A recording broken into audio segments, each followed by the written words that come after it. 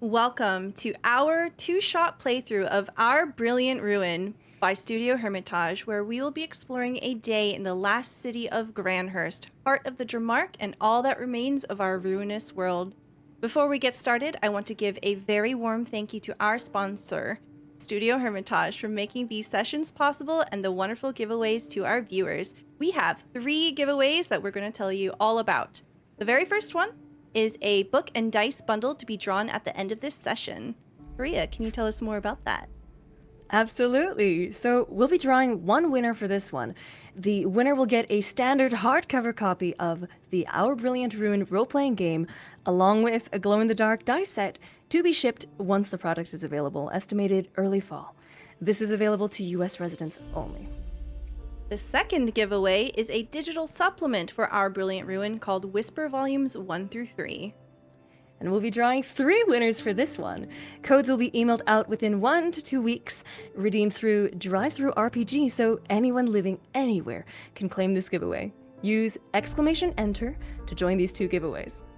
And the third and final giveaway will be a book and dice bundle on social media, so check out the link over here for more information about that. This one is also US residents only.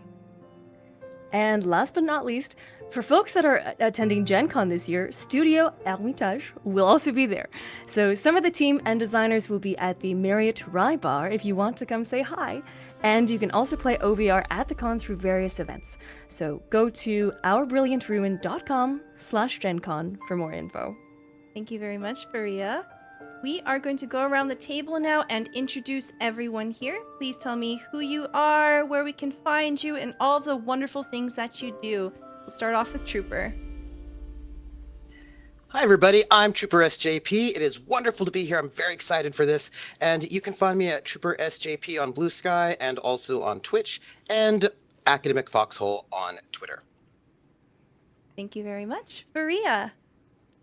Hi everyone, I'm Fariha. I am a musician and actor and content creator and cosplayer. I do too many things, not enough time for any of it. But I'm so happy to be here with you all.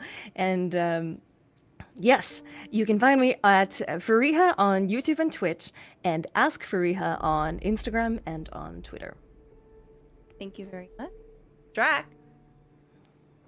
Hi, I'm Drac, or Draconics. You can find me on all socials at Draconics. It's DRAKONIQUES.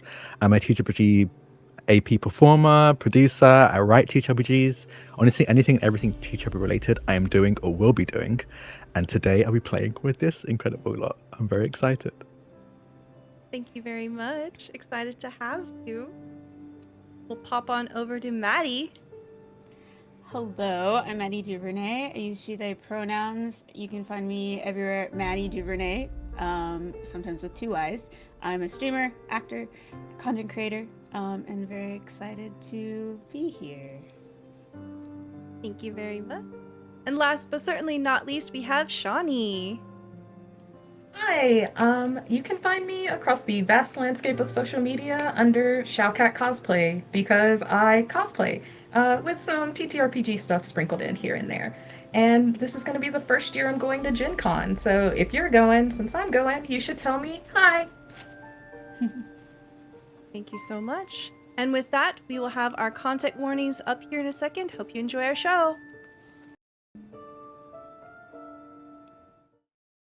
Content warnings for this episode include alcohol, body horror, classism, cosmic horror, doom, experimentation, explosions, immolation, murder, mutation, paranoia, and social manipulation. The sun rises on the last city of Granhurst, and we find ourselves through the crystalline windows of one of the homes that belong to House Dara. It is an elaborate estate, manicured to perfection. We see hedges that have been trimmed by an expert hand. We see elaborate tables set up for morning tea. And it is here at the Spent Hall Mansion that we find a very interesting individual, all alone in a study, waiting for the lady of the house to come in. Can you tell me what Chantilly looks like? And what does Chantilly do as she's waiting? You've been waiting for about an hour now. It is extremely early in the day.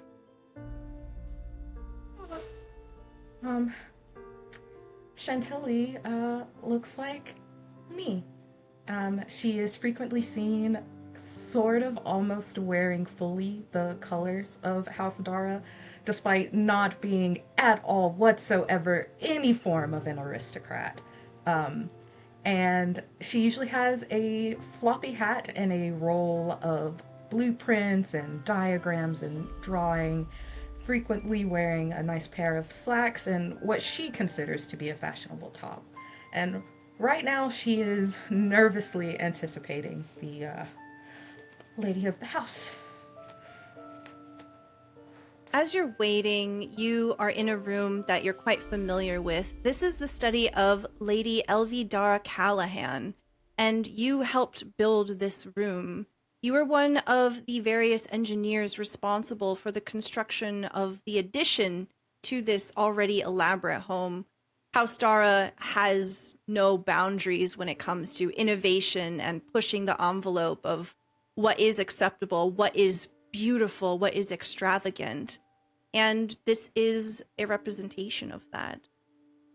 The room you're in, you almost seem to match it perfectly. The pale salmon, the powder blue, the extravagant floral decorations are plastered across the walls, the art. We have these antique vases that have been painted those almost garish colors to some. In this room, what particular design element did you help create? I helped do the arched entryways. Very big on like the rounded arch going about through a lot of my projects. I really like curves and there to be a certain element of circularness to a lot of my design work, as well as a lot of the inset bookshelves, some of which may or may not hold passages.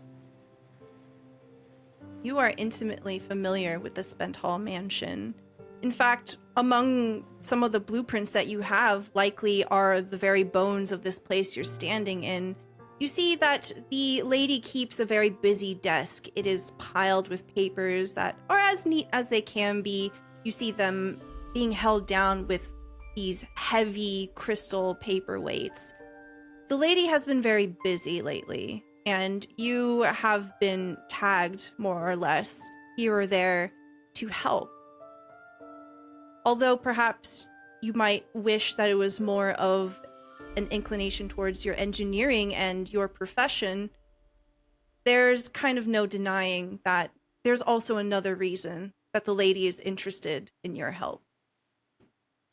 All of a sudden, in a burst of energy and frustration, you can feel the frenzy enter the room almost in a cloud as Lady Dara Callahan comes in. She's a shorter woman. She has blonde hair that is pulled tightly into a bun. She is wearing a dress that has straight lines all the way through. A fashion icon to some. You know that Lady Elvie is kind of a brat. Lady Elvie is rude and entitled and very selfish. It's no secret to anyone in Grandhurst that Lady Elvie and her sister don't get along. And though you haven't seen her sister anywhere nearby recently, Lady Elvie has been in a mood. She comes in and she's shouting, "What are you doing? No, no, no. Those flowers will not do. No, I want you to take them back and get me some fresh ones." "Oh, you." She looks at you. Lady Elvie. How can I be of service? Right. She snaps in the air and her valet comes rushing forward. You know this to be someone by the name of Minnie.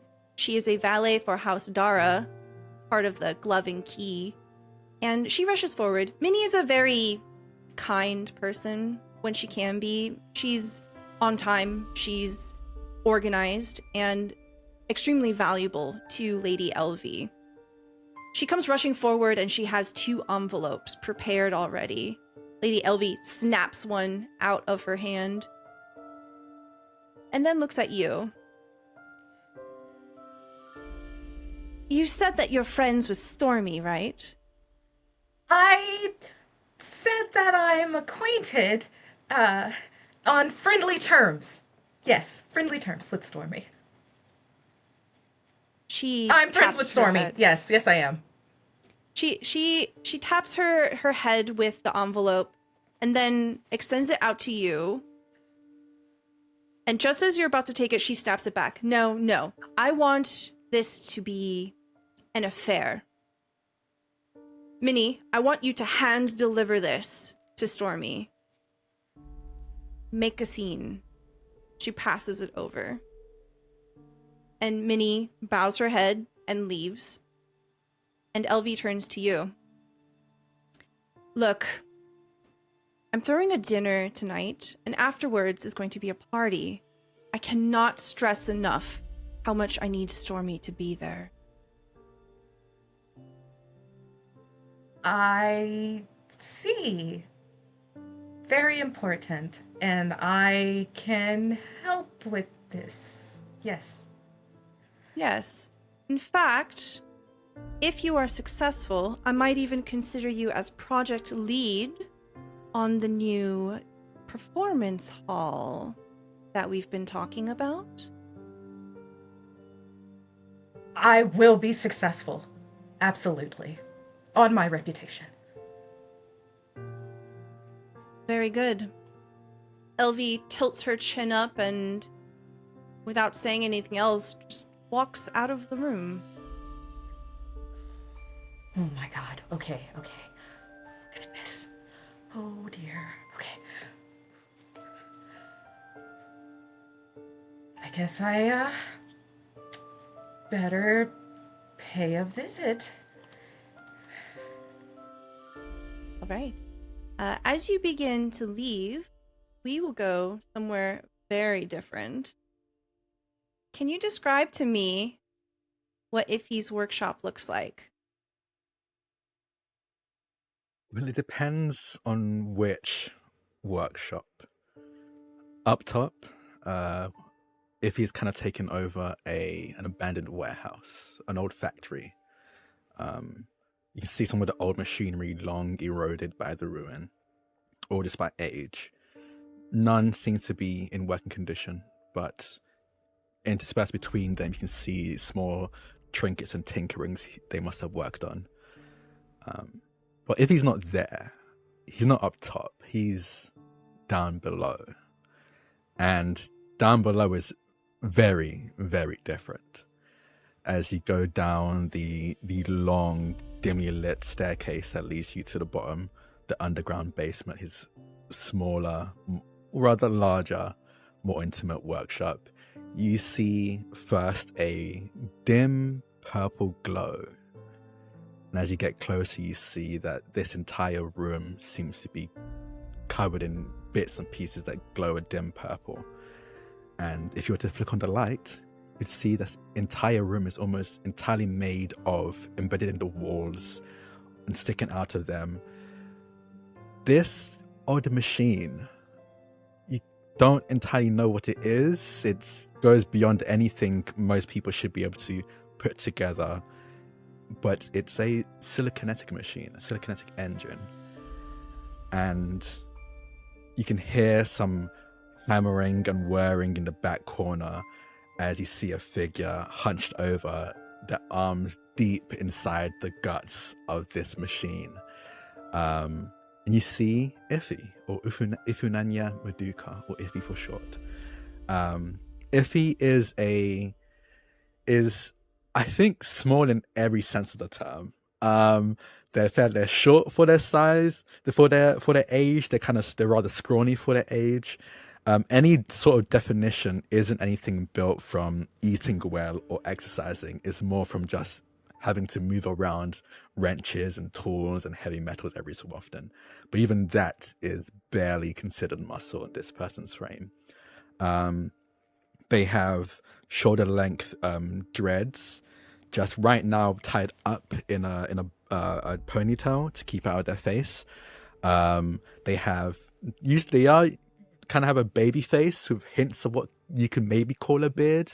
It's really peach fuzz, but if you ask them, they'll call it a beard.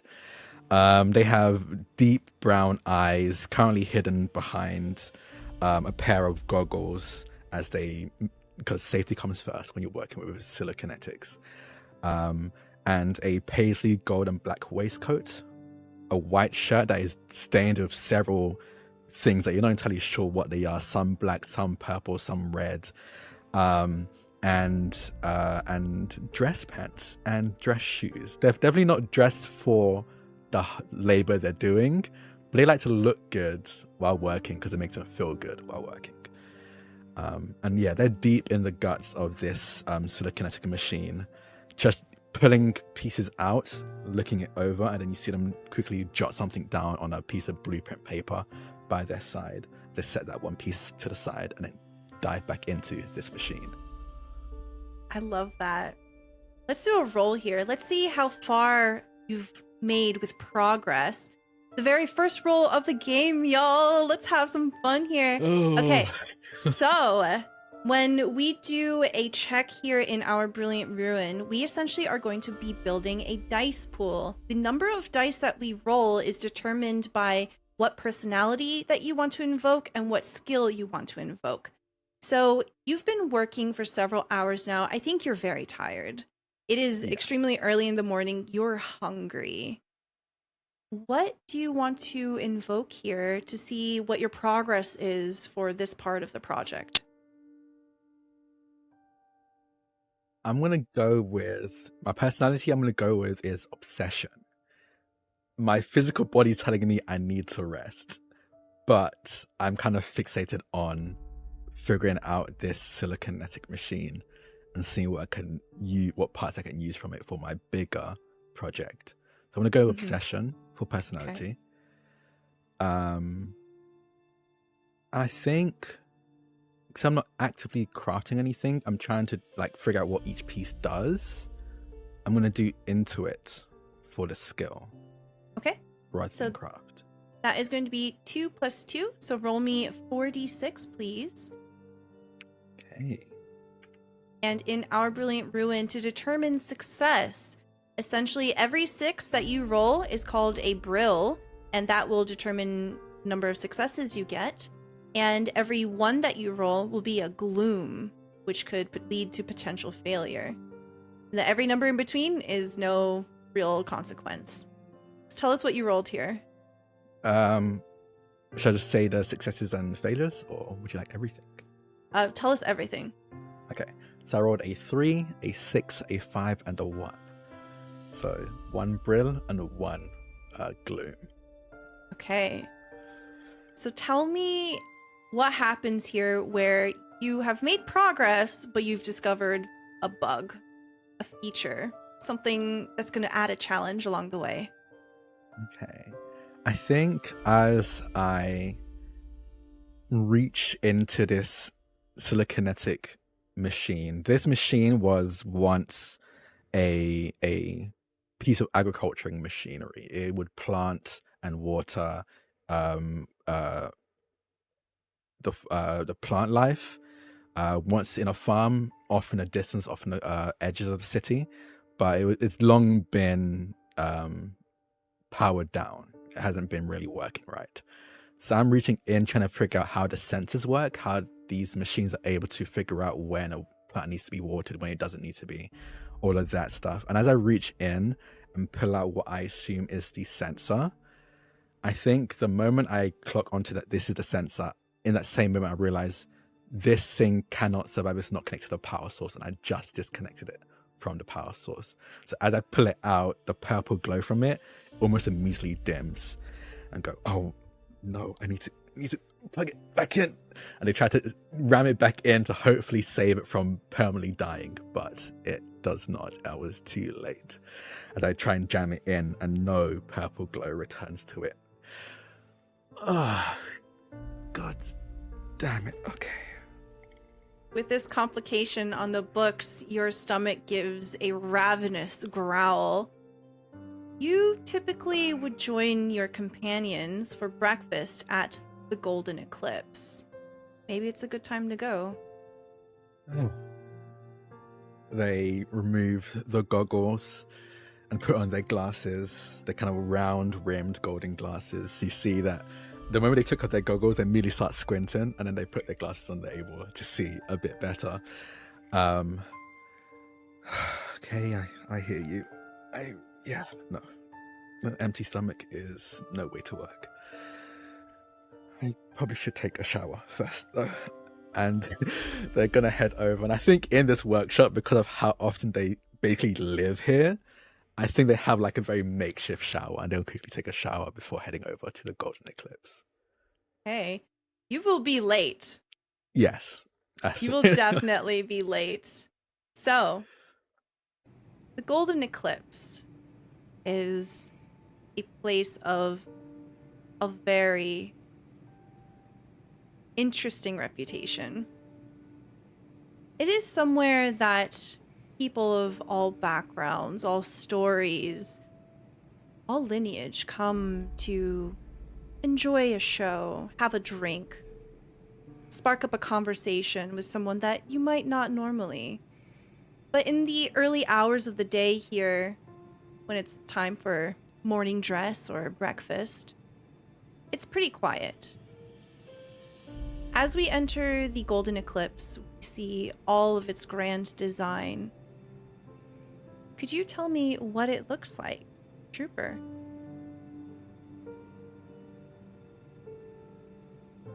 Certainly. If you could imagine the most expensive and the grandest music hall of all time, the one that kings and emperors and lieges, like the richest and all of that. This is not that one, though. That would be not this one. It would, this one would be like that one, but without the money, and also like 50 years later, where it's not like real velvet, but it looks almost like velvet, and it's not really red anymore. It's a bit more faded, and there are also some beer stains here or there. And it's got a really great stage with a back and a fly system, but it's also not a huge, massive stage, right? It's got the little footlights with candles in the front to sort of give light. It's been kept in great working order. But this is also a little cramped.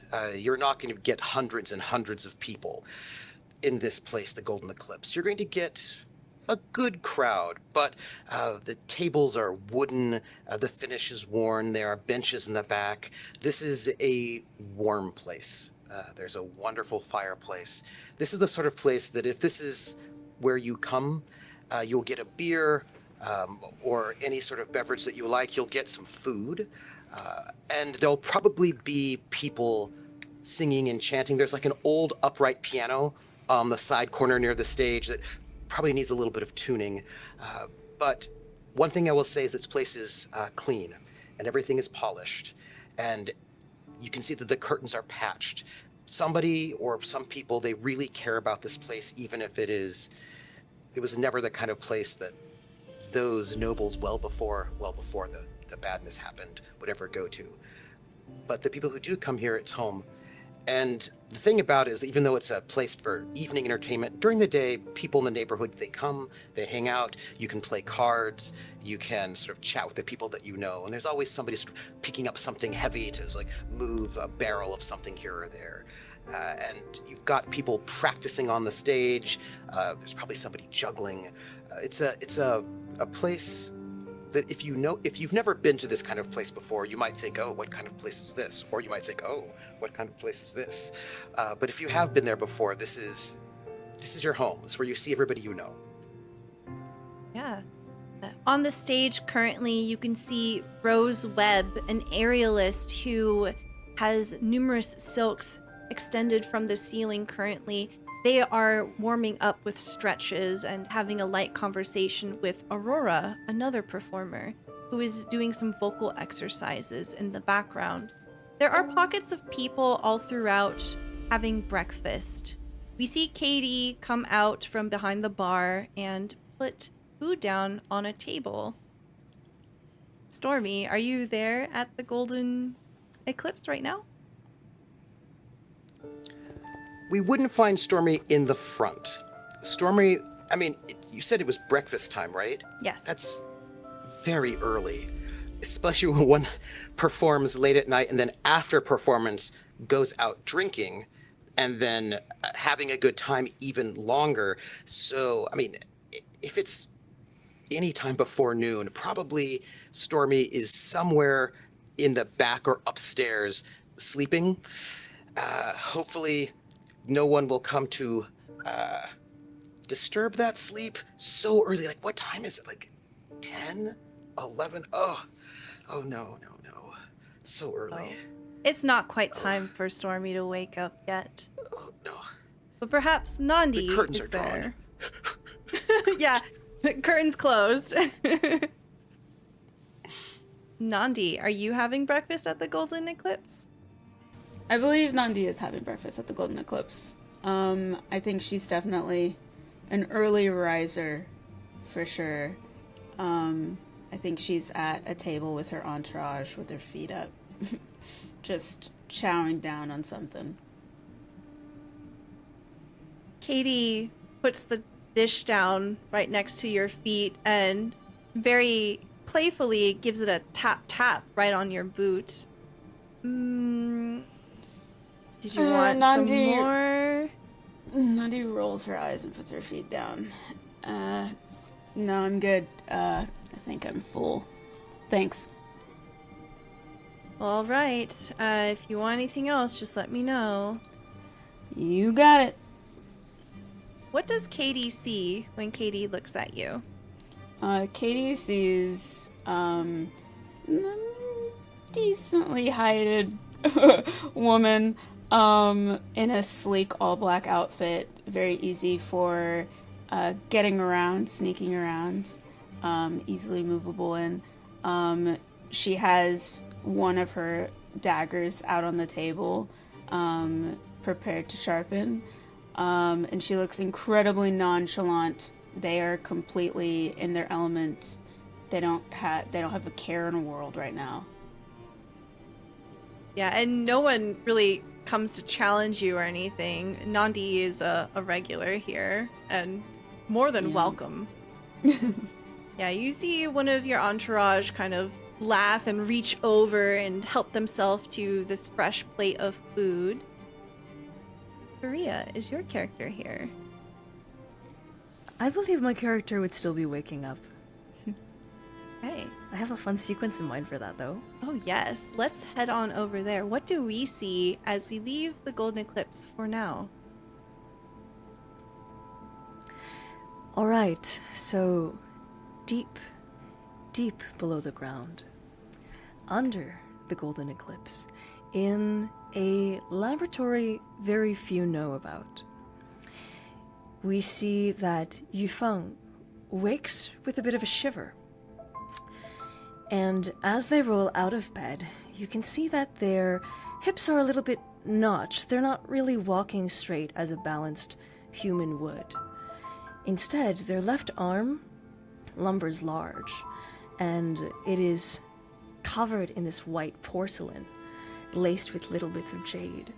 And it is large, it's muscular, and not usually covered by the cape they wear to typically conceal it. But they lumber over to the door of their laboratory, and as they open it, this rush of heat comes out at them. It's kind of like the feeling you get when you open an oven door that has been baking for a while. You see that there are stone and glass tools everywhere. Medical instruments for surgery. You see alchemical supplies. And the walls are all clad in stone, and there's just this faint green light that illuminates everything. And they take a broom in hand and they begin to sweep, as per their morning routine, sweeping up all the dust that the baking of this laboratory has created. And they eventually move to the back of the laboratory, where there is a special furnace. and they begin to sweep and collect the ashes from inside, and they collect it into a container for later use. As you're going about your morning routine, you feel the human need for sustenance growling in your pit of where your stomach is. Ugh. I hate these reminders that... Ugh. Well, let's go get some food.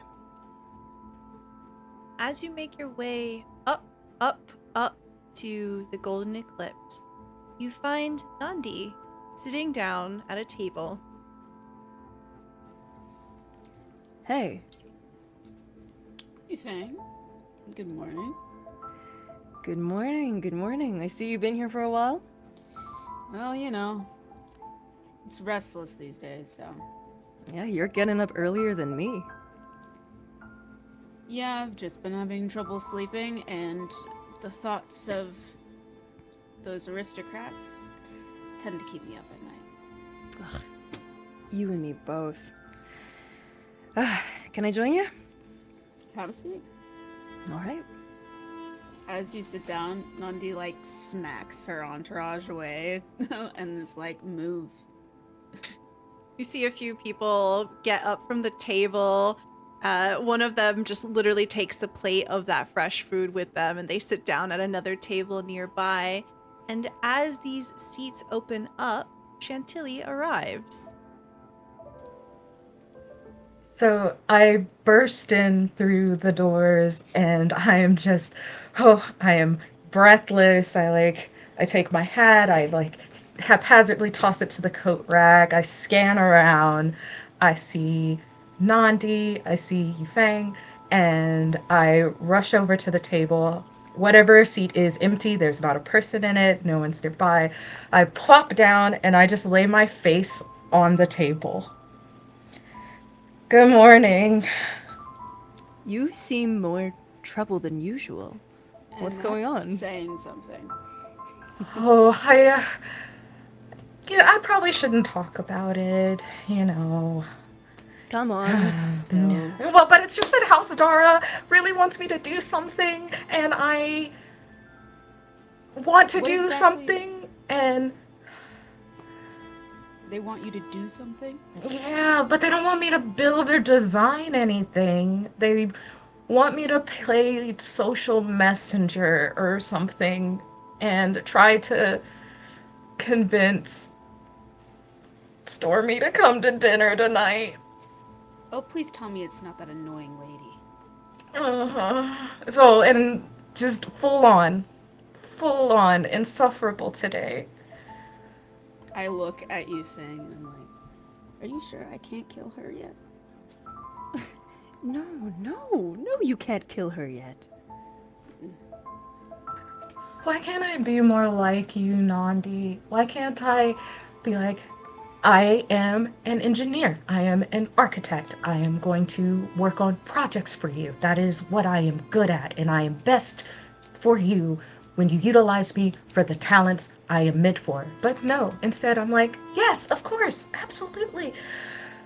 Well, you said it to me. Why don't you just say it to her? I don't know. You seem extra worked up for something that just sounds like getting across a dinner invitation. Is there something more tied to all of this? You know Stormy doesn't like to go to the Aristos. Well, that's true. Is there something hinging on him going? They didn't threaten you, did they? No, more like a promise. Oh. I don't like promises. What does that mean? I made a I really see. bad promise to do this and to succeed at it because I am out of my gourd. Well, I mean, Stormy's not in yet. I'm sure you wouldn't mind. Maybe. I'll just hope for the best.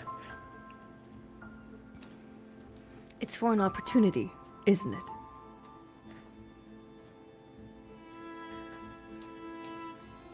Okay, so they're going to build an entire performance hall, and they told me that they would let me be the lead designer. Why didn't you lead with that? That's You get it in huge. writing. You try commanding the head lady of the house in charge to do anything formal like sign contracts and go by anything more than word of mouth or waving paperweights that could feed 3 different families for years in your face. All right. Well, if this doesn't happen, if you do everything that she says, and it doesn't happen, I get to kill her. You're so Solo. silly, Nandi. As this promise of taking out the head of the house is breathed out, the door opens again, and Iffy appears very late. As I do see, Iffy is just as tired as they always are. Tired and exhausted seems to be their default. They always seem to have bags under their eyes, almost emphasized by the large glasses they wear on their face. And they kind of just trudge on over, and I think sit right next to Yufeng. Hey, And long night, huh? yeah, I think I wrecked one of the cytokinetic scraps I brought, so most of that night was a waste. So Yeah, I understood all of that. I hate those nights. I'm sorry, man. it's not fine. I was gonna say it's fine. It's not fine. I'm very frustrated. I about can some food? explain it to you, Nandi, if you want. I have the schematics. Most of it is useless now because that specific cytokinetic doesn't work, so I have no use for it anymore. Right.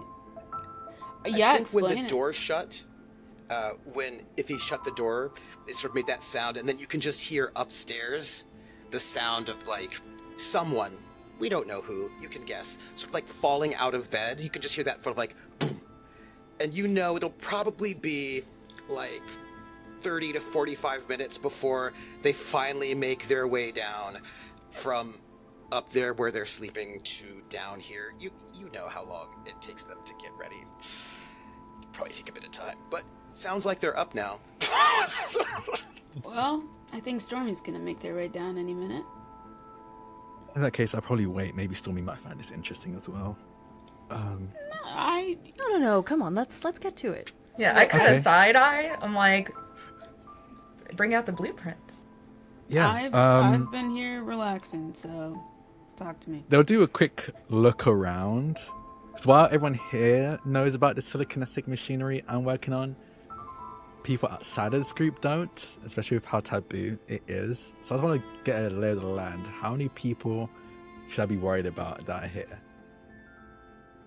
Yes. Go ahead and do a roll for me here. What personality trait do you want to invoke? And we'll do observe for the skill. Yeah, that makes sense. Cunning? No, defiance. I guess defiance would be better since I'm actively doing a thing that I shouldn't be doing. I love that. Let's do that. So I go Okay. defiance. So how many So dice that's- will that be? A total of 2. I got 1 in defiance, 1 in observe. Okay. Roll me 2d6. 0 successes. Okay. I rolled 2 4s, so no gleam either. You look around and it's kind of hard to tell. It's the usual crowd, but you aren't really sure. They're pretty loyal to the Golden Eclipse. Most of the people that work here are family with one another, and they've taken you in. But who knows how far that goes, and to what purposes and ends every person's story goes. Iffy is, I think, reckless when it comes to telekinetic. Just because of, not because they don't think it through. No, they don't think it through. They're very excited to share anything to do with these kind of, with their interests, especially this. So the moment Chantelli's like, no, show us the blueprints, to go, Okay, sure. And they'll reach into their their kind of little side pouch and pull out a blueprint to kind of spread it out on the table. And you see a blueprint of, it looks small obviously on the paper, but from the scales, the scale keys on the side of the blueprint, this thing was maybe the size of the golden eclipse itself, this siliconetic. And it seems to look a lot like some kind of weird mixture of a almost like octopus and almost jaguar. It's hard to tell what exactly this thing was meant to be, was based off of, but you can tell that one of the key features was many legs, and these legs each had, and you see, if you go into detail about them, each leg was used to actually plant different types of seeds at different depths into the soil, because some need to be deeper than others. And these sensors here is actually this is what I messed up, Yufeng. These sensors here, I was trying to figure out how they sense what needs watering, how much water it needs, the temperature, the pH of the soil, all of that goodness. And I pulled it out, and I found out the hard way that it needs to be connected to a constant power source. By the time I pulled it out, it was too late. I couldn't reattach it. You So somehow now this fry entire it thing, by taking out the power source. That's interesting. a lot of the siliconetics, they're all unique in their own different ways, but one of the things that seems to be consistent is something in them does not work how they should conventionally work. I don't know Yeah, that's why. that's the opposite of what you typically expect, right? Yeah. So that's But there- useless. Shouldn't it have... I don't know, it just doesn't look all that elegant. Yeah, I think these were definitely some of the older models of these. They kind of gave up aesthetic for function. The aesthetic kind of came a little bit later on. And those were the first to kind of, ruin metal. I just can't erode it. wrap my head around giving up aesthetic for function. I just don't think one has to do that. I think in some cases that is necessary, especially with the early siliconetics. It's a bit like a heart, isn't it? Like you remove the heart from the vessel system and it just crashes, it collapses around it. Interesting that something so mechanical would also abide by that rule. Yes, but even the heart is designed beautifully when you look at it, the way that the shapes and the pathways that it uses, like there's intrinsic beauty in that versus these I'm sorry if I'm surprised I to know. hear you say that about something so bloody. It's fine. You don't need to worry. This wasn't really part of my family's technologies anyway. I'll be honest, the Meduca technologies weren't any more aesthetic than these. But yeah, it's useless to me now anyway. Sorry. And they kind of looked to Nandi. I know you kind of hooked me up with this one, but... As you are having this conversation with Feng and Chantilly, Nandi, are you interested in this conversation? What are you doing? I think Nandi is trying to keep up, but in all honesty, this goes right past them. And I think they just reach out and just kind of like awkwardly pat their shoulder and go, "Yeah, Iffy, that sounds terrible. I'm sorry." Thank you. It was, it was a terrible loss. If he doesn't catch that you're not interested, they think it's a genuine apology. Like, yeah, no, it's fine. I'll get over it. I just need to find another siliconetic with a reservoir that could match with the piece that I need for my big project. But yeah, right. That's just what a I was few months thinking. setback, I guess. Yeah. Nandi, as you're kind of like half paying attention to this, I imagine you're also like looking around. Can I get a check from you? This will be your first roll. Yeah. So let's say that this is going to be an observe roll. What personality trait do you want to invoke with this? It's an observe roll. We'll add a personality trait. Well, I don't know which one would I want to add. Which one would I want to add? I say...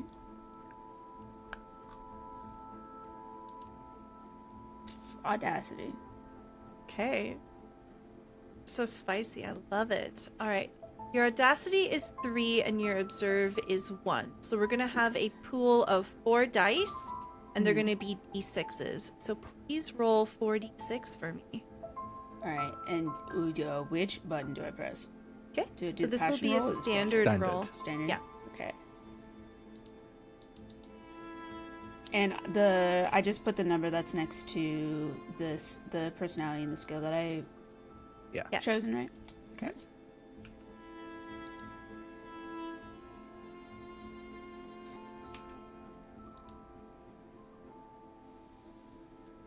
Rolled 1, 1, 1, and a 6. 1 success. Okay. Oh. That is 3 gloom and 1 brill. All right, tell me what happens here where you absolutely fail to pick up something subtle that happens. Like, why do you miss this important thing that happens in the background? I think Nandi is not completely disinterested in what Iffy is saying. I think in this moment, it's one of the very, like, small moments where they feel like they want to participate, but they can't. So I think they're focused on trying to figure out what they're talking about and, like, wanting to fit in that sense, which she'll never let anybody know that that they feel that way at all. So they, as much as they're trying to observe, they're also, like, trying to be a good friend. Yeah, so something happens, unbeknownst to everyone. Ooh. But we'll say that about 30 minutes have passed between talking about the intricacies of design and function. Stormy, how do you make your entrance? When Stormy woke up, he looked bad. That's the best way to put it. And he just sort of like rolled out from under this big, thick blanket and fell onto the floor. That's what everybody heard earlier. Then he gets up. He goes over to the wash basin and washes his face. He's got like a medium brown skin, and he's got black hair that has been sort of straightened. And first things he does, he takes up these sort of big sort of bandages, and he binds down his chest so that it's now flat. And he puts on a singlet and then a shirt. He buttons it down, and he shaves, although there's really nothing much to shave. And then he gets the spirit gum, and he very carefully attaches sideburns and a mustache and a small little goatee. And he gets pomade, and he slicks his hair back. And then he puts on the cufflinks. He gets a collar, and he puts the collar on that's freshly starched. He puts on a new bow tie. He picks up one of his signature button ears, a yellow one. He decides which sort of look he's going for today. He thinks the most stylish and up-to-date sort of fashion right now, not the sort of that's a little bit older, but a bit more sleek. All white, which is very daring in a place as colorful as the Golden Eclipse, but he always keeps his clothing spotless. And it takes him a while to get himself all set up as he should do. And he knows... Oh, there's food. And it's Okay. good food. Katie doesn't hold back. Tries not to rush, because you can never rush these things. Everything has to be perfect. But he gets everything set. Gets his walking cane, gets his hat. Even though it's actually not time for performance, except really life is a performance. And everything should be just friends and family, but still, he never goes out without having made himself perfect. Straightened up his back, makes sure that he's got exactly the look that he wants, checks out the sort of slightly faded mirror right that he's got on the little table, and just make sure everything is right. He opens the door, peeks out, just like down, like I imagine there's like a wooden staircase that leads down, just to make sure there's nobody. He just wants to make a good entrance, so he doesn't want to, make a bad one. Gets ready, and then he starts walking down their staircase with this like little thin walking cane which he spins just in case there's somebody exciting downstairs. They would see him enter as if he's entering on a stage. and he decides to whistle a little bit jaunty tune, as you should do. So he's got his cane that it's spinning. He's got his hat on his side. He's whistling the tune. He just looks like he's about to go on stage as he sort of emerges from the stairwell down into the main of the Golden Eclipse. As I'm hearing the sounds of Stormy coming down, all the animated energy that I had about the psychokinetics in our discussion just starts kind of pouring out of me as I go back to being anxious, and like there's a noticeable mood shift the louder the melody coming from Stormy gets. When I walk down, the first person I look at is our bartender, Katie, and I smile. And I go, "Morning. How are you? Hello? Is there food left for me? Maybe?" For you, always. And Katie will pull out a fresh plate of food just for you. It's still piping hot. Thank you. And Stormy sort of takes the plate, goes, "I see the riffraff are in." Says that just loud enough that they hear it, because that's their joke. Comes and sits Good down. morning to you too, Stormy. Good morning. Let me ask, how much did you win at poker last night? You know, I like to start off the morning in a good mood, usually. So maybe we should save that question for later. All right. And she just kind of like kicks her feet back up on the table and grabs her dagger and starts picking at her nails. I lean over to Yufang. It's like, she was winning the last time I checked. You know how quickly Delicious things can turn on a food. dime. Katie's just like gesturing in the background. Chantilly, to what do I owe this pleasure? And I take my little buttoneer and I hand it to you.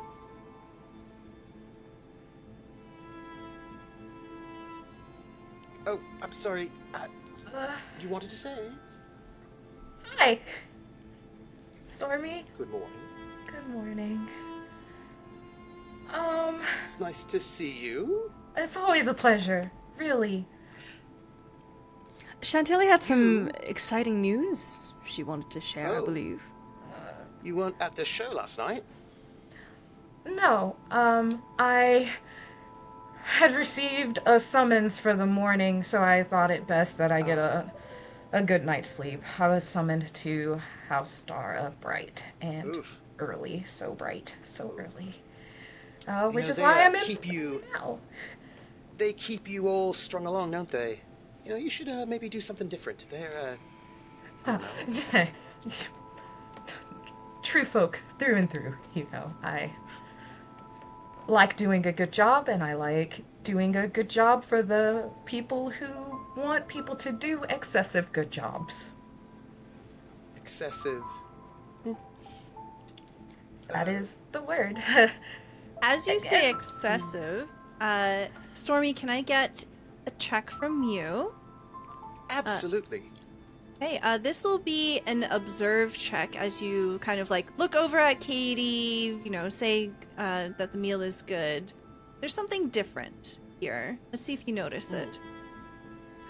Well, there are a bunch of ways I could do this, but one thing about me is I am quite sensitive to people, their feelings, their needs, little details. I don't always show it out loud, but I always like to know what people are thinking and feeling. It helps you make a better performance. So I think I'm going to do sensitivity and observe, if you don't mind. Yes. So that will be 5 dice. Thank you. I've got 3 personality and 2 observe. I've got 1 success, 1 brilliant, and 0 gloom. Okay. So you do notice this different thing. Near Katie, over by the bar, typically is an empty space on the counter, but you see this elaborate bouquet. And you recognize the colors immediately. Salmon pink and powder blue. Hastara. There's a card tucked between the flowers.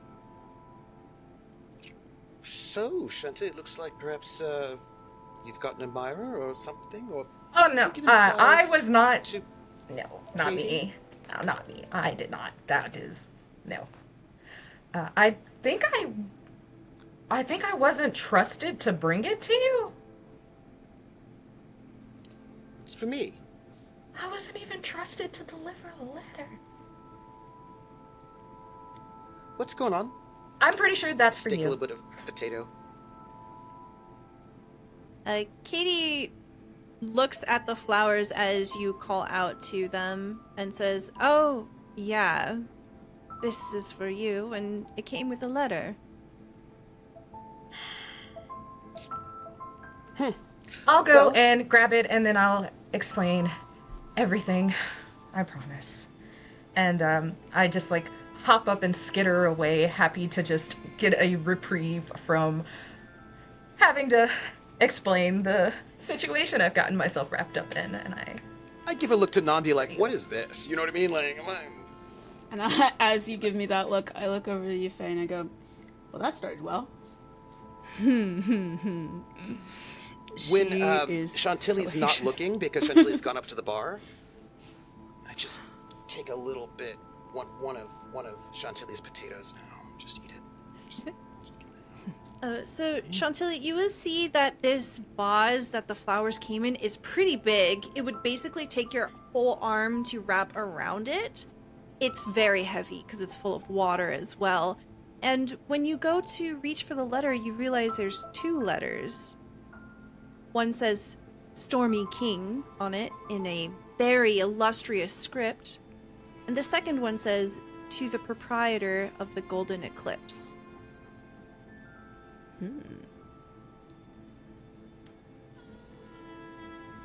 Katie's not looking. I attempt first to like, I'm like,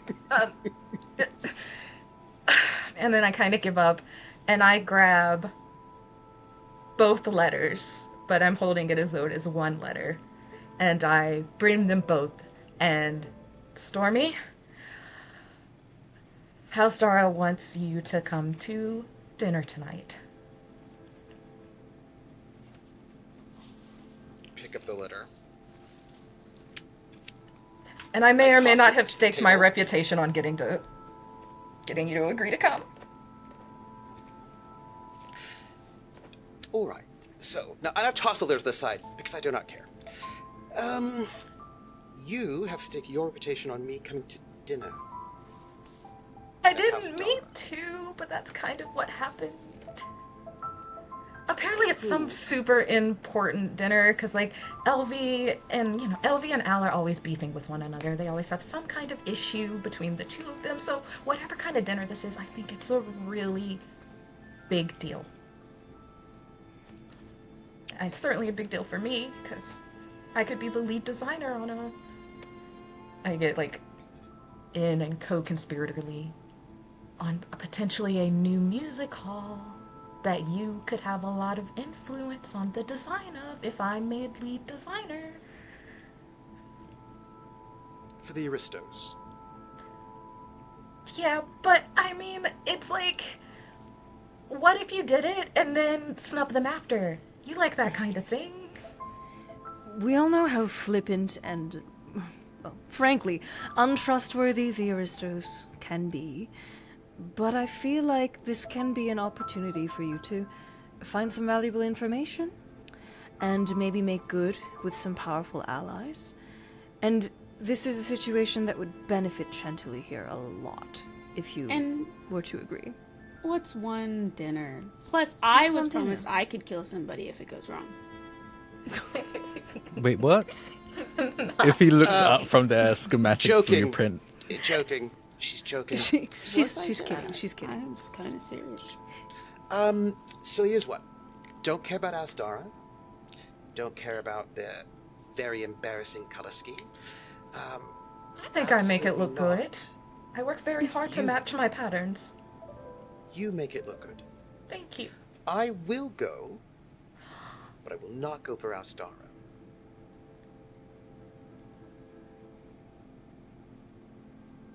Thank you, Stormy. You've been so nice to me even when I got thrown out of Peacock Guild. Oh, the tears. The look. tears. Is there a napkin? Oh, No, dear. okay. I pull out like a handkerchief, and it's like a monogram, because you know I have one, and I hand it over to you. Look, you should have been in Peacock Guild. You've got an amazing eye. The things you did with blown glass was amazing. I was real impressed.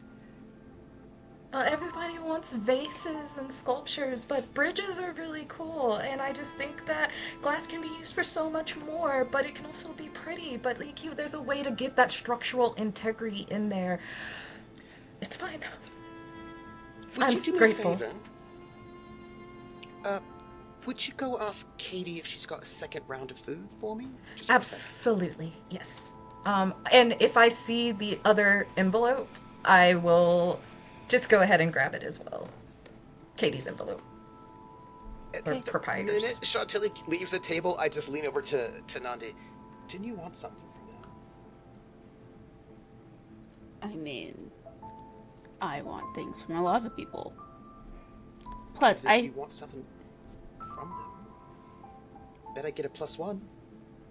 Nandi, go ahead and roll me. Let's see. Let's see what you know about House Dara and some of the politics behind it. I think that observe would be a good skill here. What personality trait do you want to choose? let me look. Let me look.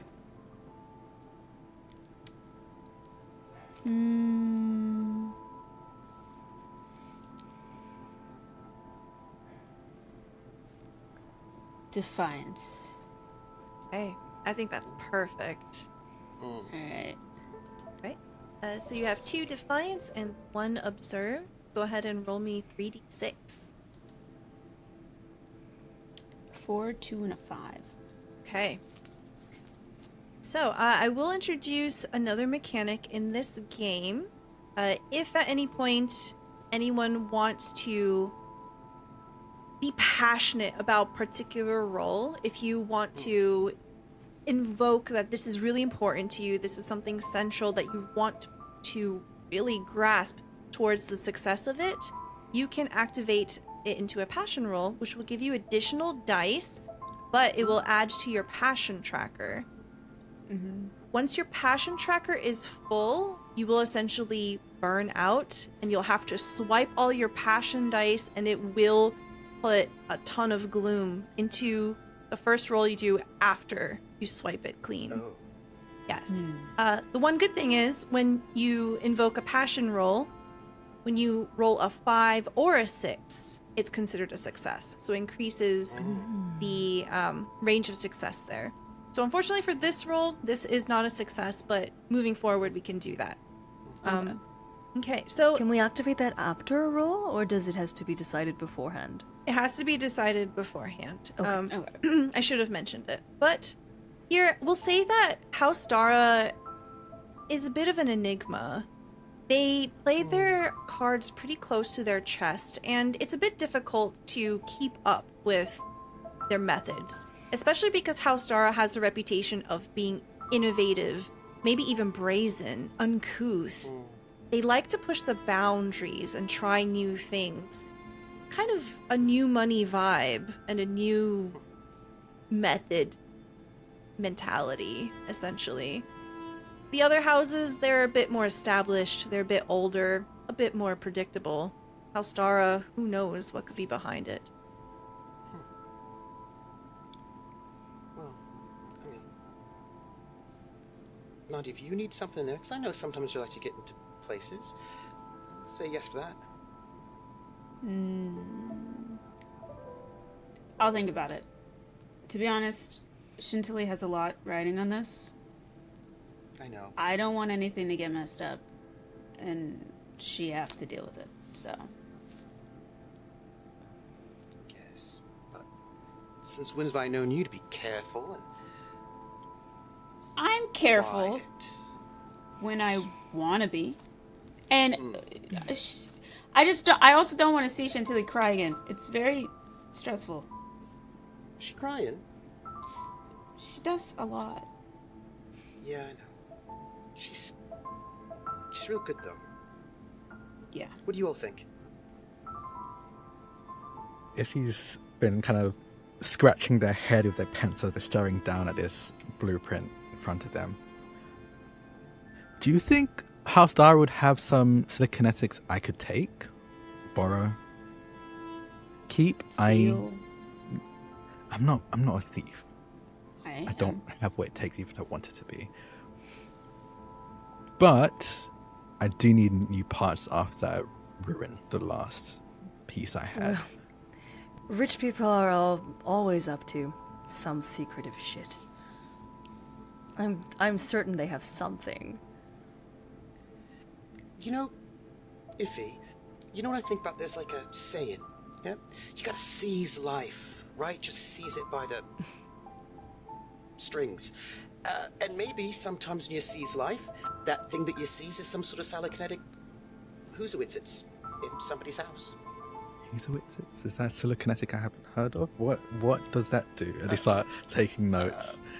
Iffy, as you're taking Anyway. notes, you see the envelope that Stormy had kind of tossed aside. You see it's kind of flipped onto the back. You see the symbol of House Dara in a wax seal on this very, very lovely cardstock envelope. It is not opened yet. Is this... They'll just crack it open without even... This is yours as well? And they'll just pull out the letter in it. So it is a letter addressed to Stormy, and it has fragrance, it has floral, just effervescent, just over the top language. Oh. Yeah, literal and figuratively. I imagine this happens a lot, that other people open Stormy's, like other people at this table will open Stormy's letters for him. I imagine this happens more than once, you know, because, yeah, you know. Yeah. It does say that it's very pompous, right, in the invitation. It is requesting, but it's worded in a way where it's kind of like a demand. It's using aristocratic talk and speak here, but it's essentially demanding Stormy to come to the after party. So Stormy isn't even invited to dinner. It's the after party later tonight. And there's mention that perhaps Lady might come and watch Stormy's show tonight, because there is a performance later. So what's it say? Apparently isn't a dinner, just the after party. And the lady's gonna be there, maybe? It seemed pretty... It was asking for you to be there, as they kind of slide this across. So wait a minute.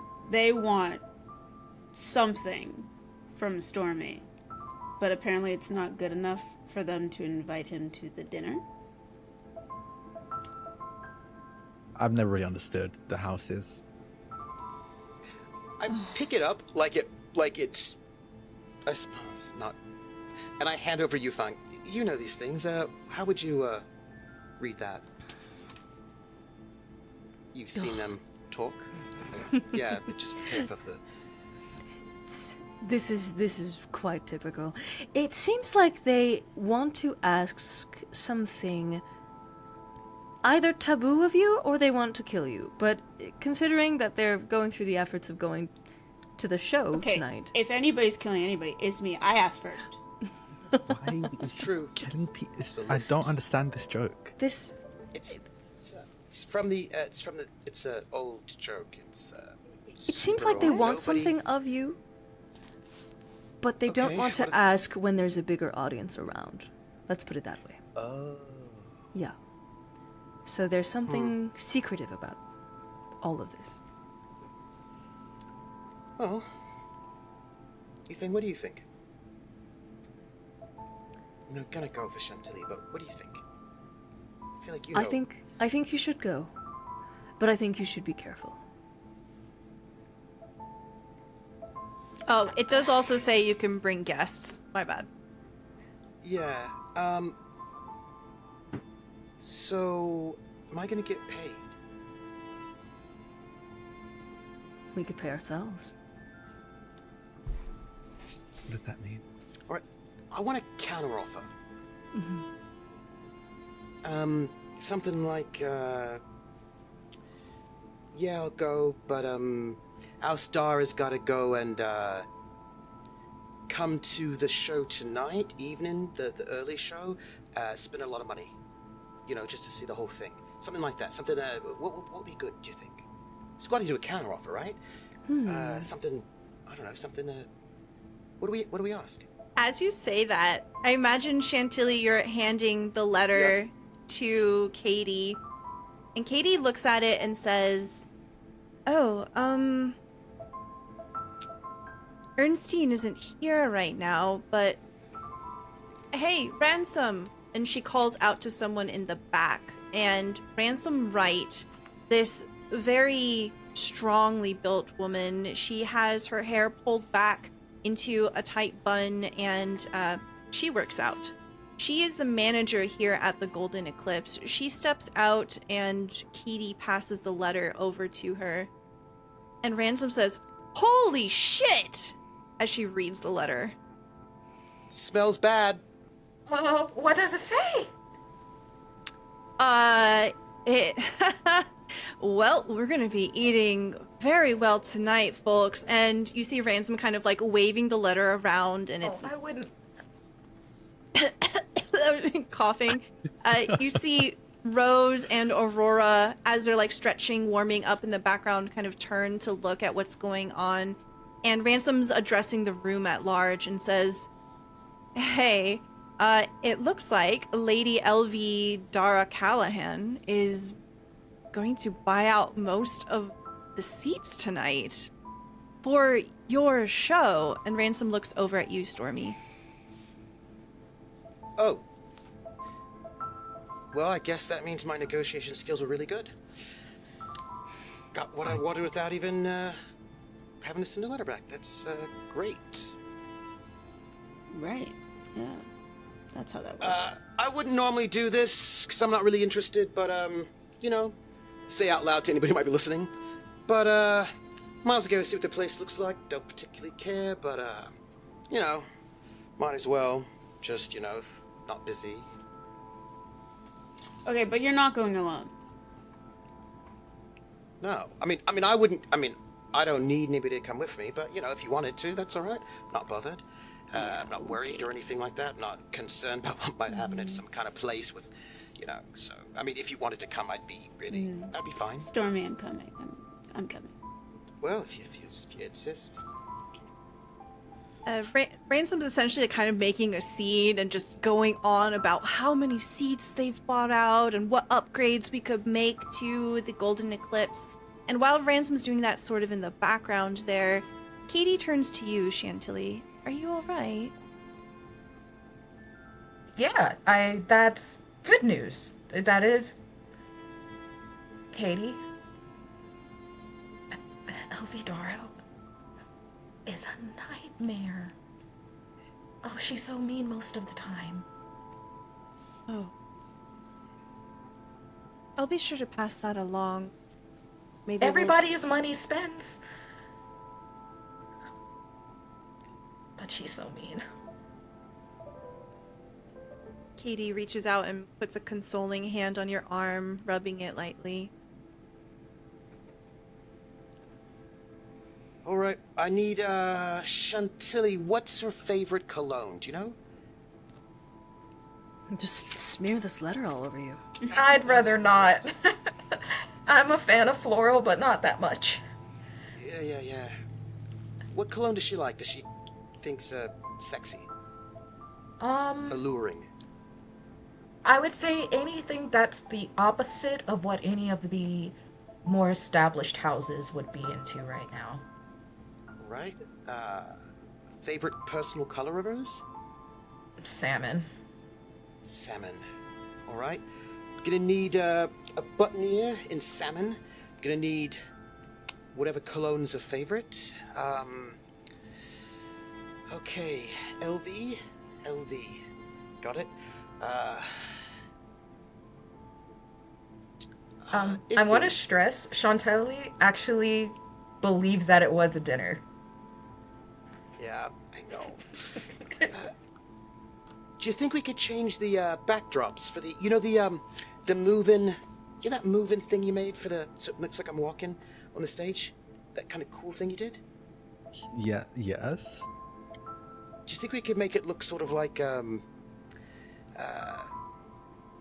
make it look like their place? You know what I mean? Like we're walking past their place or something? So, give them a... I'll be honest. I didn't build it for parts to be switched out. So I probably have to do some finagling.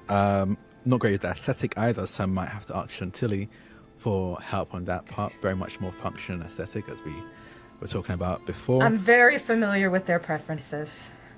Great. Okay. So, what I want, and you might help, I want them to feel like they're like they're a little spoken to, but I don't want them to think that I care. You know what I mean? Like, I'm playing hard to get, but I don't want them to feel completely alienated. I want them to have a little bit of comfort, but a little bit of discomfort. That What are actually you will really asking work me to to the do? favor. They're not traditional. And Yufeng, you are on the cutting edge of design. I guess you could say that. Okay. I like to imagine that the next few hours will basically, montage. We essentially have everyone getting to work here to try to prepare for tonight. It's about noon when some folks are beginning to move into their afternoon leisure, that there's a commotion outside. You can feel some kind of thumping. It's very subtle, almost like the ground's shaking a little bit. Occasionally, the loose glass or something might rattle,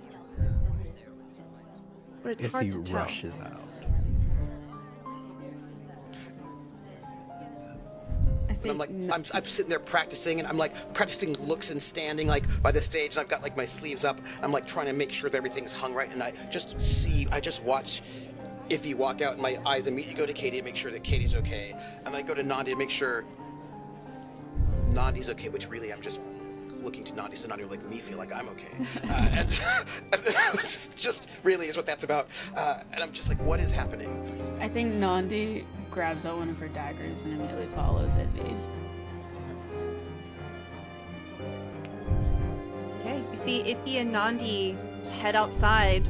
The door swings open. Chantilly and Fung, you are both basically like elbows deep in work here. What do we see of you? Something weird is happening.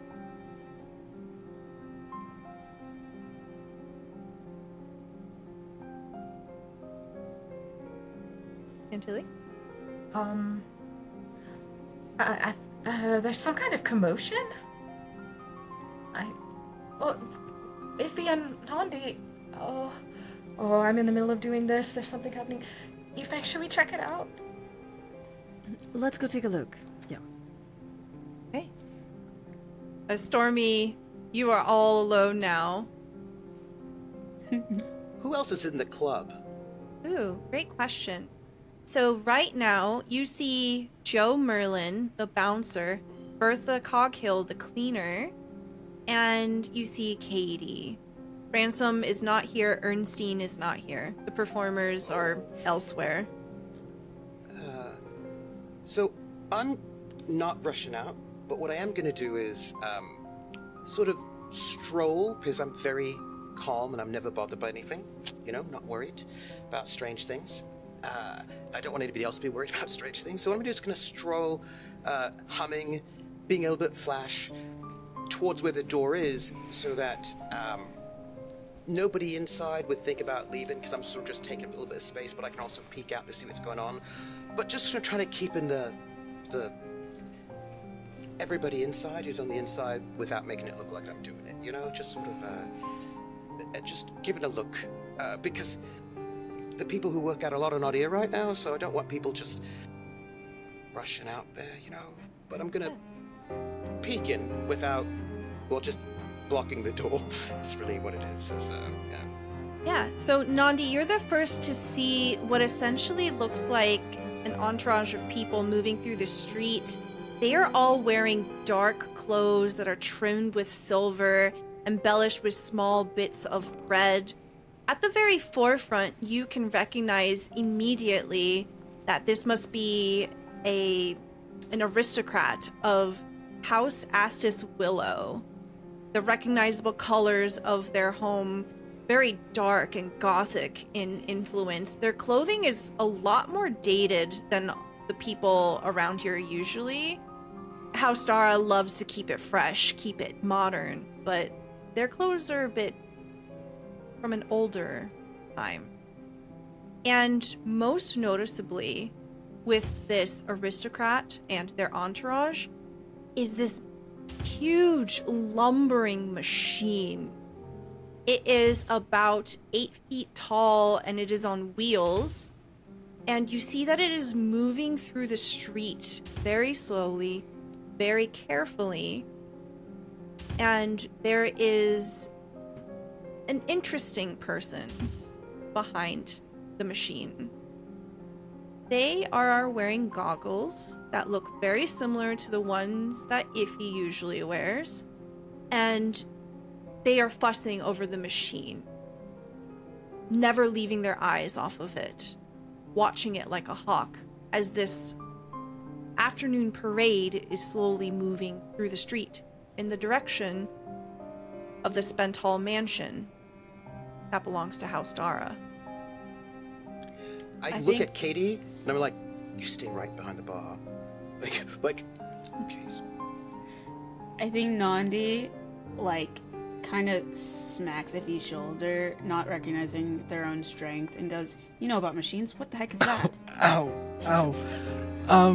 Yeah, no, I was looking. That is incredible. I'm trying to figure out how it's working. Usually it would be way too hot. It must have some kind of ersatz reservoir helping with the thermal problems that I've been running into when it comes to mine. I need to ask them, who are they? I don't really pay much attention to the houses. Are they the house?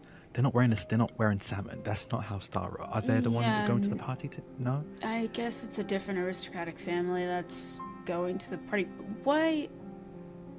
What is From this behind party? you hear Chantilly's just like, Astis Willow. Yeah, Astis Willow. Thanks. But aren't they had anyone who knew how to work kinetic engines? What exactly is this party supposed to be? What did you say? Astis Willow? Yeah. And as Fung steps in, their eyes glaze over with what you might perceive to be a little bit of sadness and also surprise, and you see them doing something they don't usually do. They're straightening out their clothes and standing a little bit straighter as they approach. Fung, are you okay? Do you know them? Wait, are these the people you... No, these aren't the people I worked with, but Oh. maybe in a different lifetime they could have been. They're lost. You're brilliant. And Stormy's like leaning in the doorway, like with the cane, looking totally staged as a I don't care, like totally chill. But it's just like, you know, they're lost. You're brilliant. Anybody who doesn't work with you is silly. I'll know if we had met a little bit earlier, maybe. No, What are Stormy's they right. doing It's here? their loss. Plus, they're Yeah. really creepy. They love sharp angles and spires and... They also really like clothing that is about 15 years out of fashion. I know, It's isn't a it little bit great? embarrassing. Iffy, can I get a roll from you? I imagine you are enamored with this machine here. Yeah. I'm trying to figure it out without I'm stripping this in a nerdy way. I'm stripping it with my eyes, trying to figure out how this thing works. Yes. So what personality do you want to invoke? And we'll say it could be either observe, craft, or intuit. Up to you. Craft would be like me min-maxing, but I think it has to be into it because I'm not able to like pull it apart. I'm looking at it from a distance. So I'm trying to guess and gauge what these things are. So I'm going to go into it, the Okay. skill. And I go with ingenuity. I think that makes sense with the personality as I'm trying to figure out how this thing works with just my know-how. Okay. There's always passion. Yeah, I'm thinking And I might there's use passion on passion, this. too. I think it makes sense. I think I'll make this a passion roll as well. All right. So with passion, do I just put one dice or do I get to choose how many? And that's how much the track fills? How does that work? You get to add a die. A die, okay. Okay, so for my ingenuity is 3. For my skill, I choose intuit, so it's a 2. And just 1 passion die. Oh no. Okay. 2 successes, 2 glooms. Okay. So, I will tell you what you discover, but you tell me how something goes terribly wrong. When you look at this particular silokinetic, you can see that it's been designed in a way to hide something. The outer shell that makes the back of it, it's a case. You can't see what's inside. Nothing goes wrong. 2 dice. Oh, okay. Sorry. It was 2 dice. You good. Something goes wrong.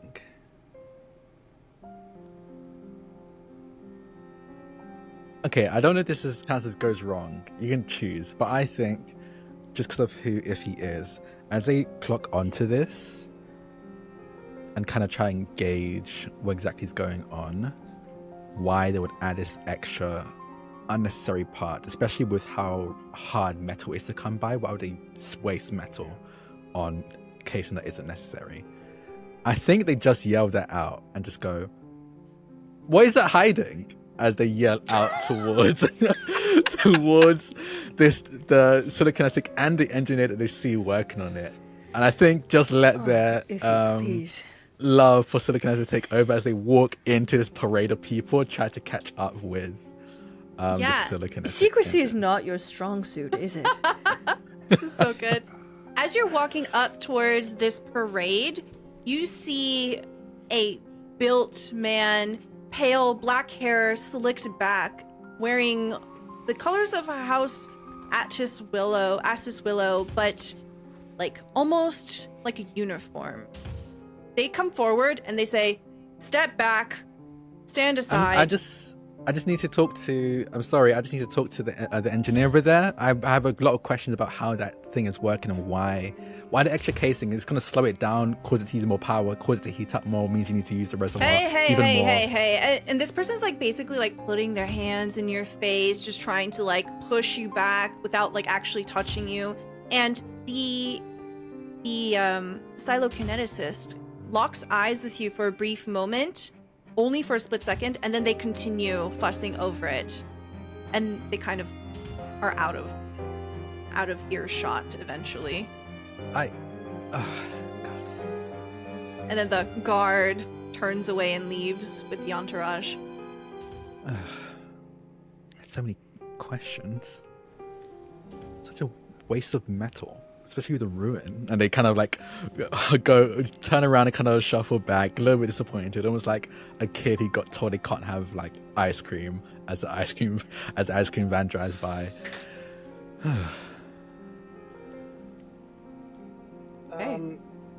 they go into the house Dara? Is that where they go? Yeah. I think that's dinner. Yeah. So, we're, well, technically Stormy's, only invited to the after party. What? But Oh yeah, you you said were. we were going to dinner, though, right? So. I thought that's it was why a dinner. I could have sworn she was yes. up in arms about some sort of dinner that is just so vitally important. Nothing must go wrong. Well, didn't say so in the letter, so. Well, I mean, if she was adamant to you about it being a dinner, then I mean, Yes.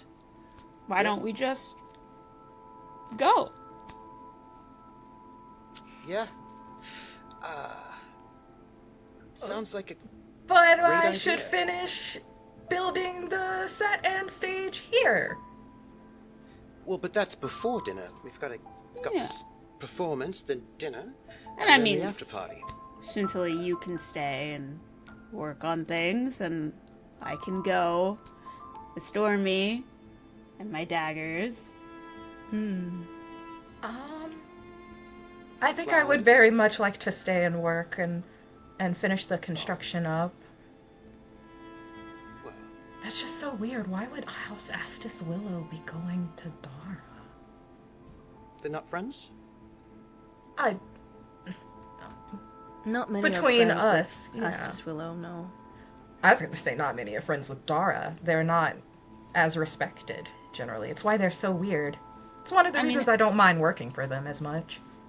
I mean, that makes sense. Also, Astis Willow looked like a whole cult, so... What are the aristocrats but a great big wealthy cult? Yeah. Look, the dinner's after the show, right? So the show goes, and they're going to go to dinner, and they're not going to say no to taking us along, because it'd be an honor. I like that. If I throw everything I have into designing this set and helping with it, then yes, maybe we could. So, you see that eventually the parade is far enough that the crowd begins to die out. People resume to normal as usual.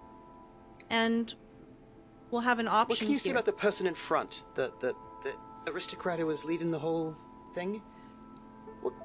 What can we tell about that person, Yes. just in case?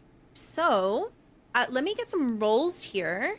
You can roll whatever you think is appropriate. We'll say either if you've never met them before, it'll be an observe roll with a skill, or it'll be into it if you know of them, essentially. It will just depend on how versed are you in the aristocracy, which is probably not really. Yeah. Could I I would- use Oh, are we all rolling? Yeah. Yes. Could I use transgress because of what I know about Astis Willow? Yes, you can definitely do that. Sweet. I don't care about the aristocrat. I'm trying to figure out if I know who this telekineticist is. Because there are I very can- few people who know how the telekinetics work. So it must be a small group of them. I'll tell you right now, you've never seen this person before. They are a complete stranger to you. If he's even more obsessed with this person now. Can I do something a bit strange? Yes. So, I think the obvious thing would be to pick sensitivity and observe, but I'm wondering if instead I could pick express and decorum to try to figure out what message they're trying to send out with their like decorum to sort of figure out like what's appropriate, what's not appropriate, and then trying to figure out like what kind of message they're trying to send with this entourage, if that makes any sense. I love that. Yes, please feel free to do that. Because you know this is a big parade. It's trying to send some sort of message, trying to express something. 0 successes, but no gloom. Okay. So it's a bit hard to tell. This is definitely not something that would be expected. They're making a show, they're making a statement, but you don't know who this person is, and you don't know why. what the statement is, who the statement's for, exactly what. Yeah. Mhm. Just lean over to Yufang. What do you think that was about? Not So, seeing that sort of. I know that these people are in the business of doing what I do, just pushing the bounds a bit of what is allowed in the scientific community and what sort of experimentation might be frowned upon by others and seen as crossing a red line are things that we will delve into anyway. And even though I know all of this, I don't seem to recognize the person at the forefront of it all. I don't seem to put any names to faces. But I do relay this information to the group. I tell you all. Remember when I've talked very briefly about what life could have looked like if I were born into different circles? And the opportunities that would have been afforded to me where they were taken away. This is that house. Wait, if you worked for them, you could help more people. Yes. You said earlier that it would have been... It's their loss that they don't get to work with me, but sometimes it feels like mine. They didn't reject me or anything of the like. They don't know I exist. Okay, well, how do we change it? You can save the people in this neighborhood. So if you need something and they've got it, how do we make sure you can get it from them? We make him... Perhaps we press him so much? Perhaps sort of dinner tonight has more riding on it than we thought. So, Fong, just to let you know, even though you don't really recognize this person, you realize you don't recognize this person. This is not a high-ranking aristocrat, someone deep into the House of Astis Willow. Very obviously, they are dressed the part, but you don't know them. And that's a little bit odd. Maybe they don't live here. Maybe they're sending foot soldiers, infantry, fodder. No, that's my cynicism. Yeah, I don't know any of these people.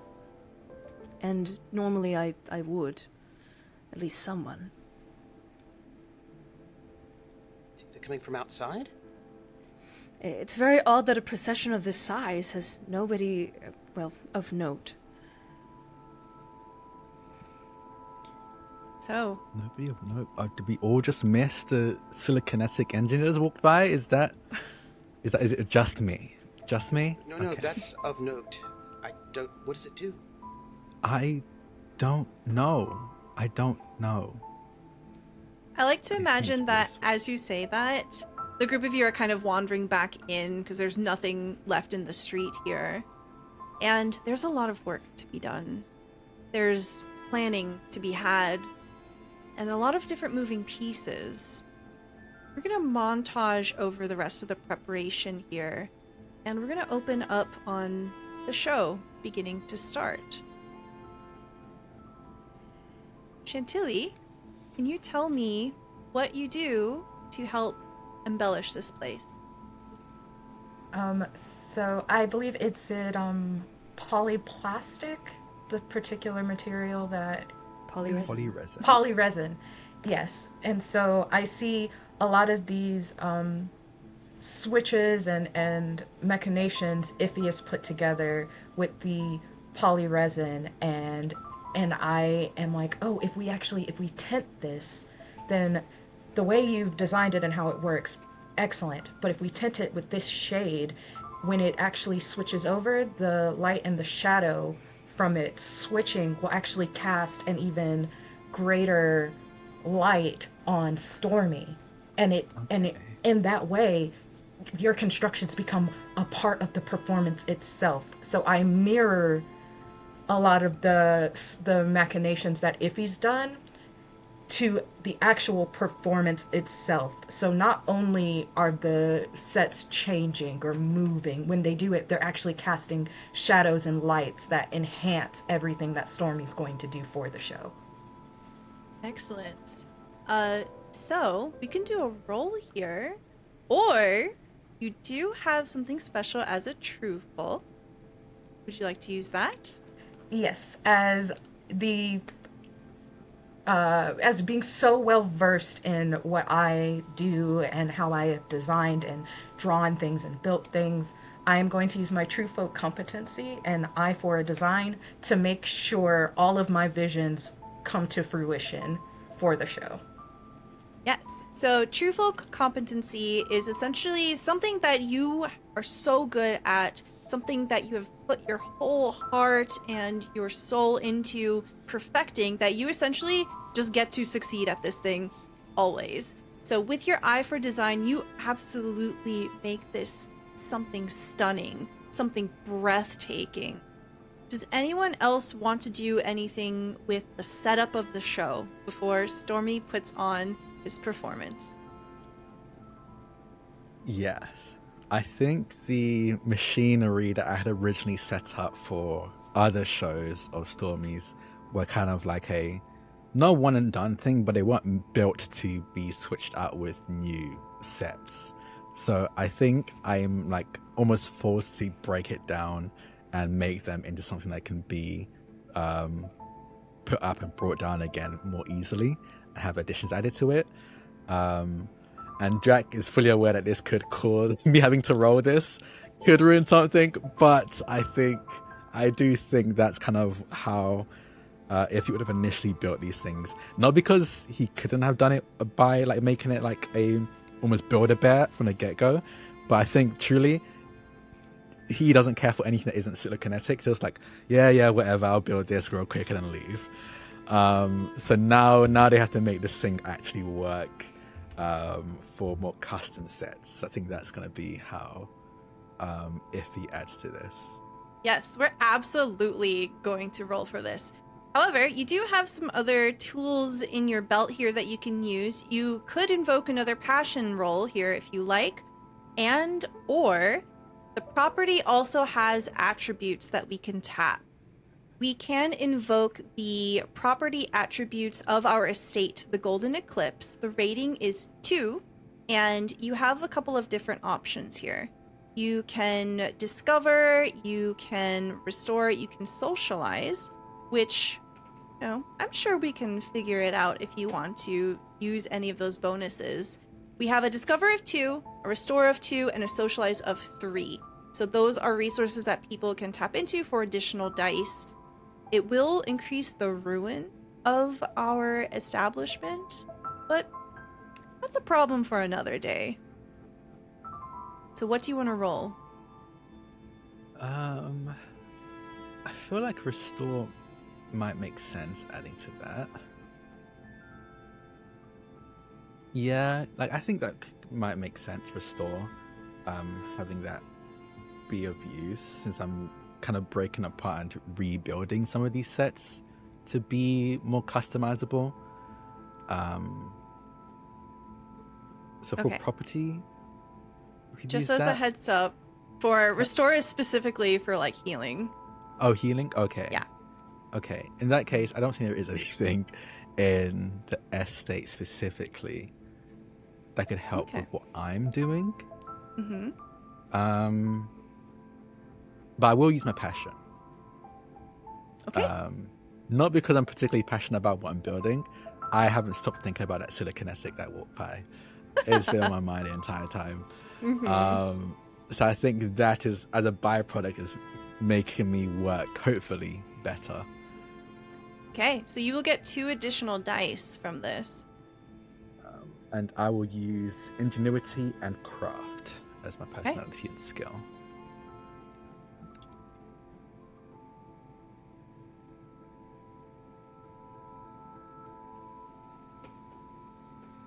Three successes, 1 failure, 1 gloom. Okay, you got 2 5s, 1 6. So because this was a passion roll, those 5s counted as a success. So you absolutely go about preparing the Golden Eclipse for better performances in the future. You've set the foundation here. Maybe your whole heart isn't in it, but you're good at what you do. And for today, that's good enough. Marvelous to time, watch you like- work, Iffy. I think they kind of, when you say they go, huh? Wait, what? What? they kind of like zoned out because like they're working on this thing, but they're thinking about like how does that telekinetic work with the extra casing? It's going to overheat. Then the ersatz reservoir for the thermal heating can be way overloaded. So they must have more metal in there, which is only going to increase the heat unless they're using some poly resin. And they're kind of saying this out loud as they're working on this set, and then they kind of snap out of it as you say something. And go, sorry, what was that? Marvelous to watch you work. Oh yeah, no, this is nothing. Honestly, this is just a little bit of tinkering. If you add more time, I could probably do something a little bit better. But we have an hour, so I'm going to see if I can get this done in 20. As that is going on, Nandi and Feng, you are both off to the side, and you hear Ransom talking about the special guests that we're going to have for the show. Okay, well, I was thinking that maybe we have this whole front section, cordoned off. Or wait, we could set up viewing on the upper platform. Maybe we should give them a better vantage point. It's because they'd be like looking down at the stage.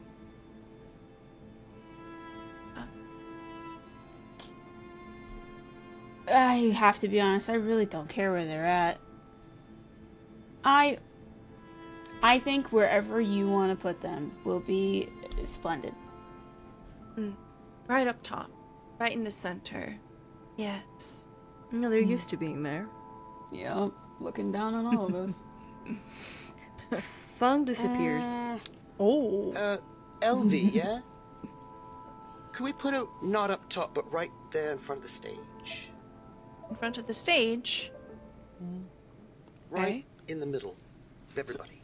So they bought out the equivalent of 20 seats. Let's mix them up. Are you sure? Yeah, but I want LV right front and center. This letter, it specifically says that LV has a special guest attending them.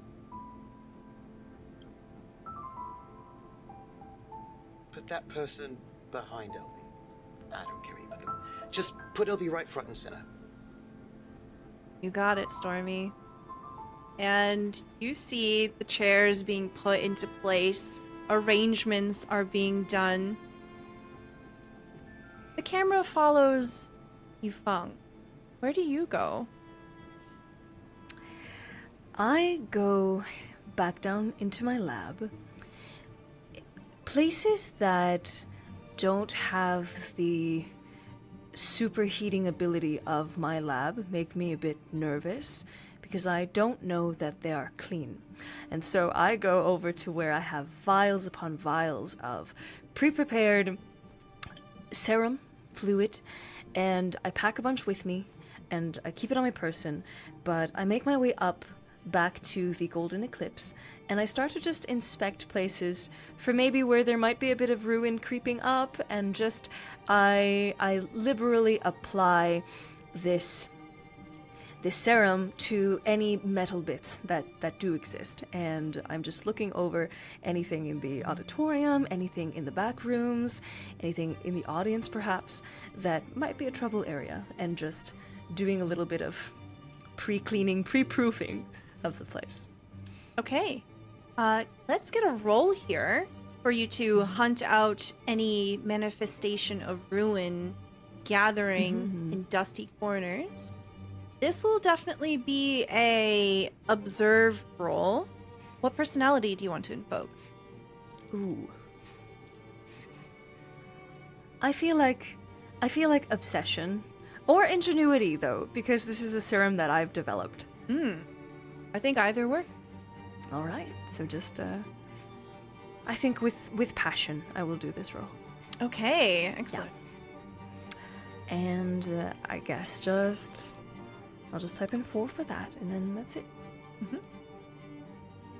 Oh, I need to separate out passion at the end. Okay, that's fine. Oh my gosh. You rolled 4 dice and they were all successes. Nice. Okay, so that's 2 brill. All right, so you notice something while you're doing this. You realize that the interior, that it's pretty clean. You do manage to find a few spots that could have used a little more help, but Bertha, the cleaner here, is very thorough. The Golden Eclipse is well loved and taken care of, but you just want to be sure. And as you're going about cleaning the property, you find some of this ruin outside. This almost imperceptible golden dust beginning to manifest, beginning to gather. And you realize that there's a trail of it heading towards the direction of House Dara. Oh no.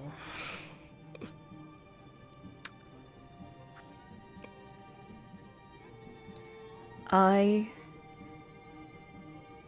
tell this to Nandi and Nandi only. Prepare your weapons. We don't want to worry the others. They have a show to put on. But we're going to dinner. And we need to be ready. Do you remember when that procession passed by and nothing seemed very remarkable? Yeah. Don't let Iffy hear me say that, but nothing seemed extraordinary about it. Well, guess where I found a trail of ruin? You're joking. I wish I was. Oh, well, I think when you walked up to Nandi, they were already sharpening their daggers again. It's just like a cool little flip. Just kind of like stabs it into whatever table she's at. Just like, we'll be ready. Bring the matches. And with that,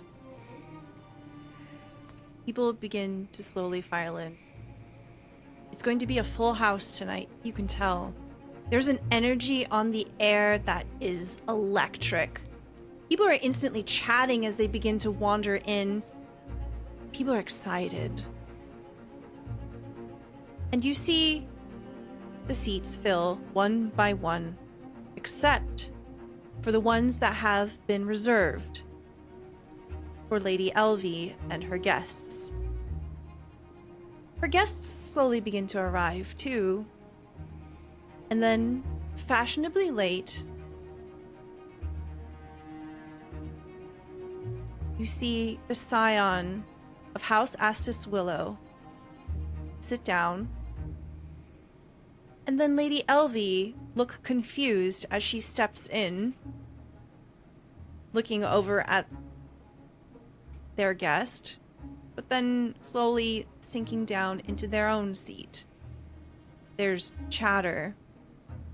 Elvie looks like she is so upset, scowling as she has to turn in her seat to address her guest. And she looks like she's about to complain. I think Nandi walks up to her. Okay. Lady Elvie. Fashionably late, I see. Who are you? Oh, I'm just the welcoming committee. Is there anything I can get you? Wine, Red or white? red. Alright. I'll have that right over. Oh, and if you have any complaints, I think Nandi, fixes a dagger. Feel free to tell me. And she just walks off. Yeah, she doesn't even notice because she's just kind of waving you off and you're like, who did the seating, right? And she's not paying attention to you. I think I walk up to Yifeng and I'm like, this is going to be a very interesting night. That's sure a word for it. We'd better buckle up. Stormy, take it away. I imagine there's lighting set up so that when the time comes, Lady Elvie can be also in the spotlight, because you got to put on a show. And the piano starts, tinkling back. It's been freshly tuned. Curtains open, the big velvet, and nobody's on stage yet. But there's this amazing backdrop that looks like Grandest, right? And there's like a bit of a small, like waist high sort of like a fence, like a little post sort of fence, and there's like this, you can't really see it from the stage, but if you're on the stage you could see it. Like from the audience you couldn't see it, but there's like a treadmill sort of thing that you can't see. And Stormy sort of strides in and sort of like leaps over the post, because a bit of acrobatics and athleticism is important. And he's carrying his little, banjo ukulele is what he's got with him. He's carrying him, that's what he's known for. And he's wearing his boutonniere is actually a salmon carnation. And he goes and he steps onto this sort of little treadmill. And as he's walking on the treadmill, he's not actually going anywhere, but the backdrop starts moving. So it looks like he's walking through Grandest. And you can just, see him just like try to look out and find Iffy and right, and just like this, and as he's sort of walking, he doesn't really look at the audience just yet, but he's just sort of taking in the sights of Grandest. And I imagine the lights that we got from Chantilly are sort of moving through and making everything look really amazing. And he's got the cologne that Yufang said this is the one, and he's ready, and he's just sort of getting there, and he sort of puts on, and like the refrain is going again, and he just sort of smiles at the audience with a bit of a wink, because he's always been known as a little bit of a flirt. That's what everybody says about him. I mean, it's what's known, at least, And there's like an outburst from the crowd here as Lady Elvie goes, "Oh, she's amazing! Look at that!" And I smile, and I go, "Is that Lady Elvie I see? It's good to see you again, my love." And I take off my boutonniere and I toss it to her, and it's got a favorite cologne on it, and I give her a wink. Are you tossing it like right at her? Oh yeah. Okay, like to land like in her lap, or like hit her in the Yeah. face? No, to land in her lap, Yeah. She's like right up front center. That's super easy. She's like, Oh, that's exactly right. That's exactly right. And it's sort of like the big flirt flower right there at her. "You're looking quite lovely today, Lady Elvie." And then I start off, "I have got a sweetie known as Elvie. In the words of Shakespeare, she's a wow. Though all of you may know her too, I'd like to shout right now. If you knew Elvie like I know Elvie, oh, oh, oh, what a dame. There's none so classy as this fair lassie. Oh, oh, holy Moses, what a chassis. We went riding. She didn't balk, but back from Grandest, I'm the one that had to walk. If you knew Elvie like I know Elvie, oh, oh, what a dame. Miss Elvie. And I put my hand out for her. And if Stormy? she takes it, I yes. bring her up on stage. And I have her sit right there on that post that was set up just for her. And I get down on one knee and I say, "Elvie has a perfect reputation. No one's ever seen her on a spree. Nobody knows where Elvie goes. Nobody knows but me." And I wink to the audience. "If you knew Elvie like I know Elvie, oh, oh, oh, what a dame. I glue on a mustache to look like a toff, but when she kissed me, it was so up, it burned it off. If you knew Elvie like I know Elvie, oh, oh, what a dame." and I sort of like bow to the very aristocratic Elvie. Oh my god. Okay, so many things happen all at once. I would like to know where everyone is looking. I'm not useful. If he's looking at the treadmill the entire time, but like there was a little bit of a hiccup just there, didn't move as smoothly. I need to check out why that happened there. Maybe need to oil it a bit more. Maybe some ruin got in between the metal gears and see if I can figure out replace it with poly resin. So he's staring at the treadmill. I love Vivi. I think Nandi is looking at Lady Elvie's guest the whole time, like hardcore staring. Hey. Chantilly, where are you looking? I am probably near the bar searching for like a column or a post, and I am behind it, like peeking out, watching the show. And like every now and then I'm like squeeing or like getting into it, and I'm like trying not to be perceived by anybody at the same time. That is Fung has a bit of a hard time appreciating the musical arts, so they are absolutely looking at all the people dressed in the Astus Willow colors, especially. okay. Oh, so many things happen all at once. Okay. And I'm looking at Lady Elvie. So, when you, Stormy, turn your attentions onto Lady Elvie, at first, she's loving it. She's eating up every bit and morsel of it. You pull her up onto stage. She's enthusiastic. And then it gets kind of frisky, right? And she's blushing terribly. Her eyes keep going towards the crowd, almost embarrassed. But you can tell that she's trying to play it off. She's like, yeah, I'm in on this. I know exactly what's going on. This was planned. You can see right through her. She's so embarrassed, but trying to make a proud moment out of this. Chantilly, you, as you're hiding, you recognize someone that you saw earlier today. You see the psychokineticist at the bar.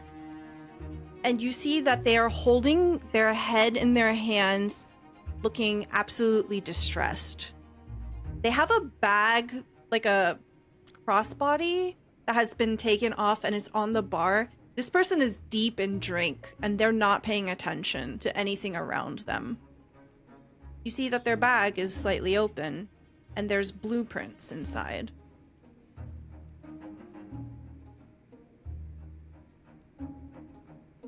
I'm making a scene on stage, of course, so you've got a distraction. Are you muted?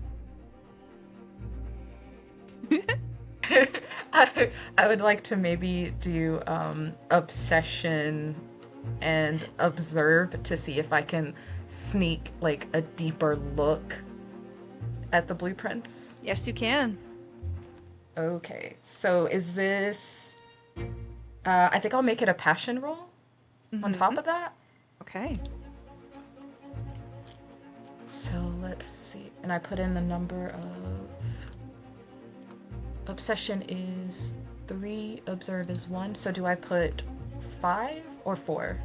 Put 3, and then there'll be a second prompt for 1, and then for the passion dice, which is 2. And while that's happening with the refrain, I sort of do a dance with Lady Elvie, and I just whisper in her ear on this side that the audience can't see. I say, play along, and the people will love you. She does so. She plays into it. She kind of has no choice. She's already here. I know. 2 successes, 2 brills. Okay. Or 2 ruins, 2... Okay. Yes, 2 gloom, and Glooms. because it's passion, you have 2 brills here. So, you get a closer look at the blueprints. And this is without the case. You can see the general shape of the psychokinetic you saw earlier. On the back is a container. A person-sized container. And Nandi, you are looking at the guest. As you're looking at the scion of House Assis Willow, you don't have to roll for this.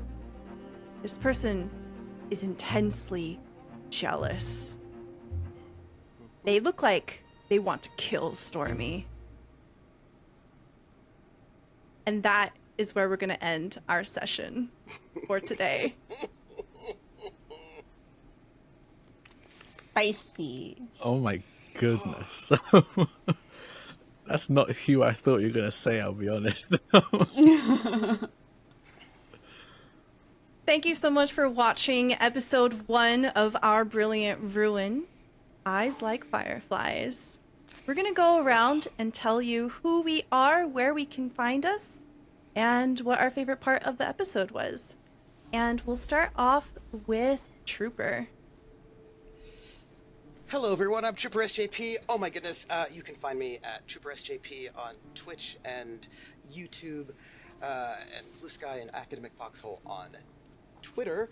And oh golly gee, I think my favorite thing. I know this is like a really small little detail, but I always love little details. And I really loved when Fariha just had this like. There was this like little. So Free was playing her character, playing them like with this really amazing sort of thoughtfulness and sort of analyticalness and sort of bravado. And there was that one moment when the procession went by, and there was this like little sadness that was so quiet and understated in this beautiful way. And I was like, oh no. Who do I have to kill to make sure you get to work with these creepy people? I don't. If I can embarrass people in public, I will. I will get you working with them. I don't know how, but I will do it because it was very beautiful. Oh, thank you. Thank you very much. Maria. Hello, I'm Fariha. I am an actor. I do content creation, and music, and cosplay. But you can find me at Ask Fariha on Instagram and on Twitter. And it's just Fariha everywhere else on YouTube and Twitch. And I think my favorite part must have just been the... Oh, I loved everybody's introduction so much. But Stormy's introduction especially painted their character really, really well, and it painted him as this person who takes their time, and it was in such contrast with everyone else in the group.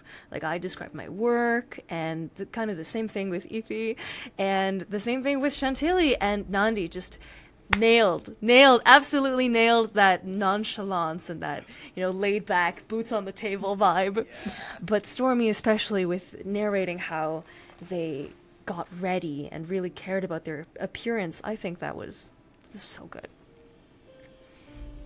Thank you very much. Drac. Yeah, hi, I'm Drac, or Draconics on all socials. That's DRAKONIQUES. I do TTRPG stuff. Everything, anything TTRPG related, I am doing or will be doing.